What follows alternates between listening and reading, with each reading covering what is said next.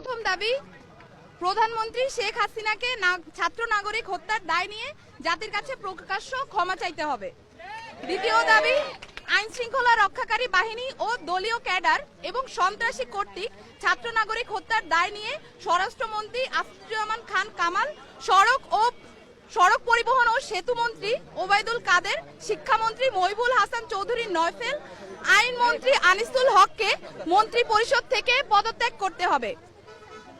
Internet shutdown করে দেশে digital crackdown করায় তথ্য প্রতিমন্ত্রী জুনায়েদ আহমেদ পলককে পদত্যাগ করতে হবে।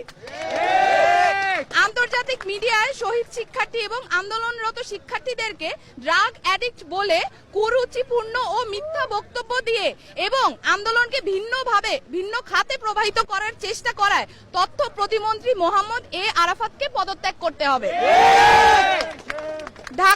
দাবি নাম্বার 3, ঢাকা সহ যত জায়গায় ছাত্র নাগরিক শহীদ হয়েছে সেখানকার ডিআইসি, পুলিশ কমিশনার ও পুলিশ সুপারদের চাকরি থেকে বরখাস্ত করতে হবে।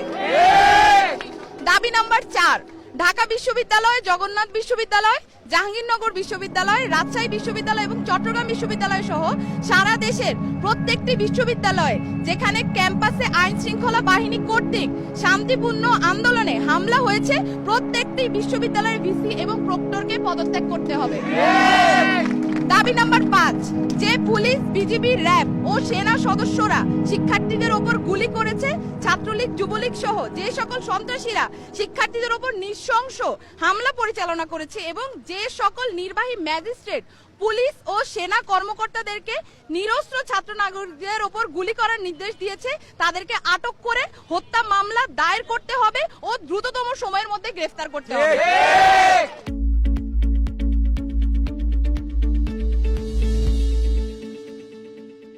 দাবি নাম্বার 6, দেশব্যাপী যে সকল ছাত্র নাগরিক শহীদ ও আহত হয়েছে তাদের পরিবারকে অতি দ্রুত সময়ের মধ্যে যথাযথ ক্ষতিপূরণ প্রদান করতে হবে।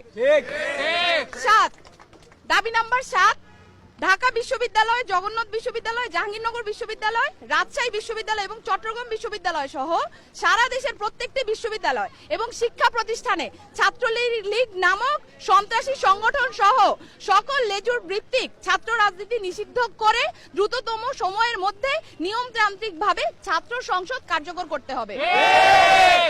দাবি নাম্বার 8, অবিলম্বে সকল শিক্ষা প্রতিষ্ঠান ও হলগুলো খুলে দিতে হবে।